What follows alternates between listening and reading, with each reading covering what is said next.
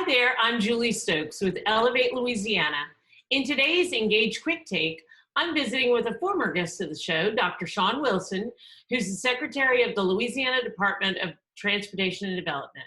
We're going to get an update on several new funding streams that are available now to meet some of Louisiana's infrastructure needs. And if you want, you can check out our previous episode with Dr. Wilson at www.ellevatela.org. That's Ellevate with 2 L's. So Dr. Wilson, thanks for joining us again. I would just ask, I know that, despite the many fiscal challenges that we've had over the last several years, and certainly how strapped DOTD has been, we've been able to muster up some legislative money, some funding from the state legislature that is going to fund some highly anticipated projects across the state. Can you tell us a little bit about that new funding stream and what are the projects that are going to be funded by it? Yeah, absolutely, Julie. And so thank you for having me back today to give you a little brief on what's happened since the last time we spoke. When we were last together, there was a great deal of anticipation, but now there's some certainty around what's happening. And it actually predates what the legislature was able to accomplish. And I think that's probably a much more sequential way for us to communicate to you and your listeners how we spent those dollars. In 2020, Congress appropriated about $215 million to the state of Louisiana as a part of the Coronavirus Response and Relief Supplemental Act. We call it CRRSA, Supplemental Appropriations Act, in fact. And so out of that $215 million, we did what DOTD always does, is we refer back to our Highway Priority Program, which is legislatively approved. It's vetted through the Highway Priority Program Roadshow or transportation hearings all across the state. Most of these dollars were dedicated for certain types of transportation. Out of that $215 million, we're doing a couple of things that are very important. One, we're escalating our preservation program with about $36 million, where we're actually going to pick projects that are next in line in the Highway Priority Program and bring them forward, which will create more room in the following fiscal year for additional projects. We're also going to allocate some of these dollars to major investments, almost $100 million, in fact. I-49 South is going to see a $50 million allocation. We're going to do some work on US 190 where the utilities are in the middle of the road, they're failing, and as a result, the asphalt fails. We're spending about $25 million on Caddo and Ouachita, both on I-20. It's actually $35 million. I misspoke there. Those are major investments, interstate widenings, much like what you've seen on I-10. We're going to provide those also in Shreveport and Monroe. And then there's some direct spending that Congress will do. They gave me $61 million. About $30 million of it is going to be used for bridges. That's going to go to the Calcasieu River Bridge Project. We have a public-private partnership and procurement as we speak. And excited to tell you that we're going to spend about $11 million on electric charging stations. And we're going to spend another $20 million on local electric charging stations. So that's a total of $31 million helping to find and fund EV charging stations across the country, both rural and urban here in Louisiana. And then last but not least, we're allowed to use some of those dollars for district priorities. We know the rubber meets the roads in the DOTD districts, and we've allocated about $25 million, some of which is going to be used for equipment. But we also asked each of our districts to find one congestion mitigation project that's very important to their district within a budget constraint and deliver that project. So that was really the first investment in infrastructure. Now, fast forward to the Biden administration. They had a major investment for Louisiana and for the country. It's called the American Rescue Plan. The American Rescue Plan Act of 2021 is providing Louisiana over $500 million just for infrastructure. Now, mind you, there are other elements in that bill that are funded: broadband, water and sewer programs for local governments. But a big winner for me is infrastructure. And out of that fund, we're going to spend about $423 million on major investment. Jimmy Davis Bridge, 3241. That's a project that's 30 plus years old. If you remember from your time in the legislature, I-12 to Bush. We actually fully funded that project now. And so I'm happy to tell you, before John Bell leaves office, we will have broken ground on a project that has waited for funding for 30 years on the North Shore. We're adding additional money to I-49 South, about $75 million. An additional widening on I-10 here in Baton Rouge. And then the Calcasieu project you heard me speak about a minute ago. That's about $1 billion project, and we're spending an additional 50 to help close the gap. Then we're going to have a widening project on I-12, the third of a three-phase project that we worked very hard with St. Tammany Parish to deliver, and then more projects on I-20, Caddo and Ouachita specifically, another $35 million.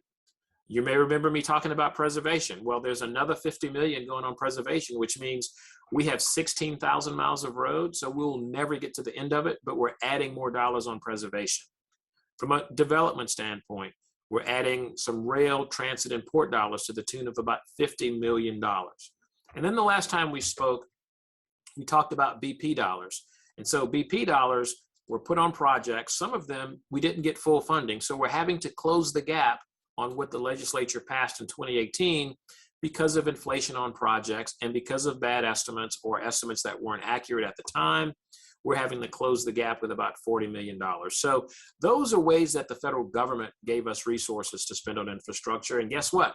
Next year, we have another opportunity for additional ARP dollars phase 2. And I'm hopeful that the projects that we proposed that are shovel ready, that we didn't get a chance to fund because of limitations on dollars, that we can use those dollars as well. And that's before we even get into the new dollars that the legislature passed. And to follow up on that, any idea when we think that we'd be able to say that the infrastructure has been substantially improved? Is this a year, 2 years? So in congressional wisdom, I will tell you, they told us that we have to have these funds obligated by the 23-24 fiscal year, and the projects have to be completed by, I think, 2026, which allows me the opportunity to really fund projects that we want to get, because we may have a little longer procurement. We may have to get some plans ready. But likewise, we're being smart from an economic standpoint by saying we're taking about a third of the money and spending today. If you asked me, hey, Shawn, you've got a $1.8 billion budget already. You're going to take another $700 million and flood the market. What's going to happen? Prices will skyrocket. The market will shrink in terms of what we can do. Commodities will go up sky high, and all of a sudden I will do less projects. I will not be able to stretch the money as far. So we are trying to smooth it out a little bit over the 3 to 4 year window. Same thing's going to happen with EV charging stations. That's going to take a little longer to ramp up because it's new technology. We have to convince private sector individuals that there's a business proposition for them to partner with us and invest in that, as opposed to building an entire network that's solely reliant on government to deliver.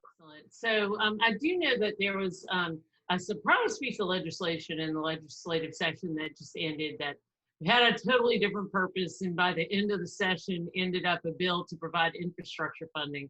Tell us a little bit about that cash flow and what it's going to be used for. So you're talking about Act 486 or HB 514. It started off as a bill to tax marijuana, and it ended up funding infrastructure. Who would have thought it, right? That's how the sausage gets made, unfortunately. There's some work still left to be done to make sure we get the tweaks out, but let me explain to you what we've done. You may remember that the vehicle sales tax was originally passed once before. It was done, unfortunately, in haste, and no one really thought about the implications and the trigger that was there. When they immediately pulled the trigger the first time we passed the vehicle sales tax, it created a $450 million hole in the budget, of which no one wanted to deal with. They picked up the phone to say, hey, DOTD, send us that check back so we don't send the state into a red side of the budget.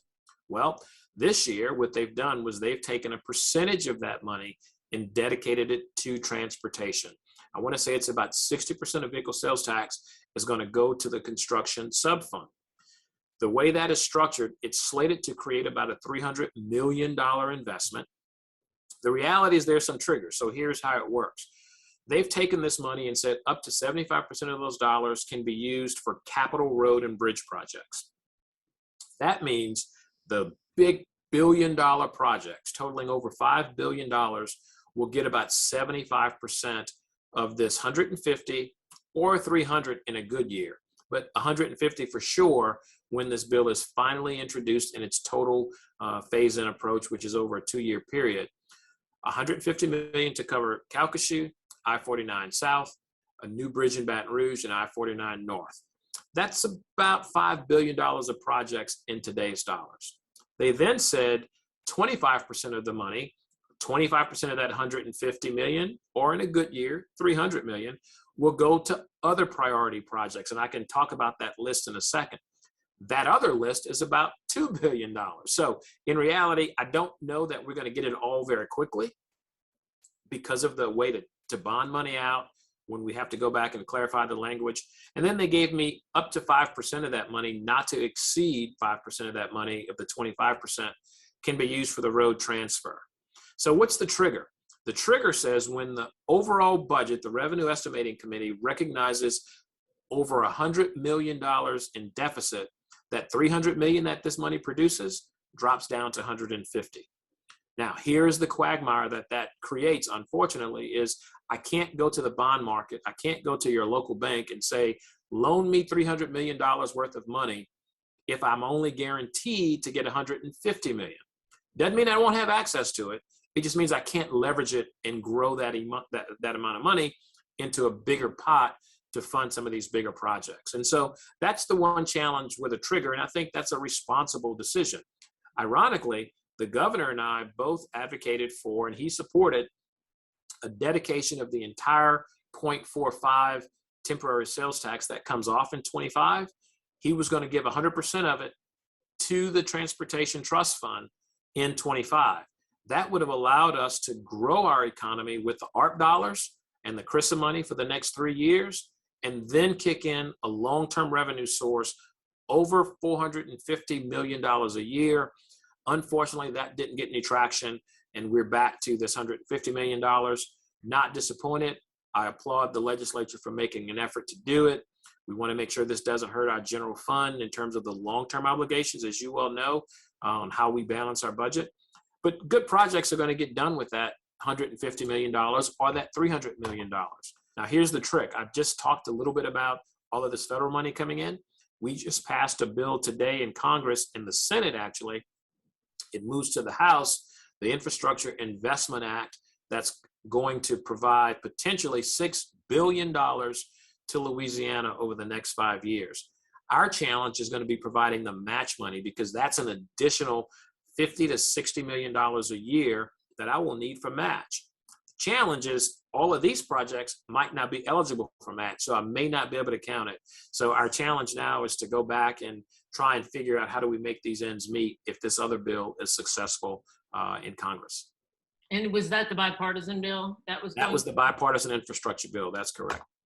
You know, that's exciting. So, I mean, how does DOTD maximize the use of the federal dollars? Because, I mean, we certainly don't want anything to slip by unused that we can. So, we never have, in my years and in the 20 plus year history of the Highway Trust Fund and they're tracking it, we have never left a federal dollar on the table. In fact, since I've been secretary, we've secured over $250 million from other states that didn't use their money. We've never been one of those states to give money back. So that is a total piece of information that you get when you hear we leave money on the table. In addition to that, we've been able to go out and get over $250 million of discretionary dollars. So just since 2016, we've been able to bring in over $500 million of unexpected revenue. So we've had a phenomenal effort at producing those dollars. But more importantly, we get it because we manage our dollars well, meaning we get projects out the door. We are totally constrained within our budget. We have not had any issues with the federal government saying, hey, DOTD, you did it wrong, and slap us on our wrist. We've managed those dollars as a best practice like every other state does. Our Highway Priority Program does that for us. It allows us to budget only money that we have to fund projects that we want. And as a result, at the end of the day, we have more projects than we have money. And so that's not where we want to be. But the fact that I have more projects than money is a lot better than having more money than projects at the end of the day. And so we're just responsible with those dollars. It's managed in a constrained way. And we've actually been recognized for that. Well, and along those lines of the good work that you're doing in your department, and we all appreciate that. You've recently been elected by your peers around the country to be the president of it's AASHTO, which You said it right. You said it right. I know. You could have made a faux pas. You could have said something very inappropriate with that, but you got it right. Which represents basically all the state DOTDs around the country. That's And correct. what are your plans, your priorities in that office? How are you going to leverage that for Louisiana, as I know that you will? We absolutely will, and we've already seen the benefits of that in terms of our engagement in this Infrastructure Investment and Jobs Act, working very closely with the Office of the Secretary and the White House. This position of being president means for a year, I get to speak on behalf of all state departments of transportation in Washington as that singular voice leading an organization of thousands of people. Here in Louisiana, I've got 4,200 people that are members of AASHTO by way of DOTD, but I have every DOTD as a part of that organization.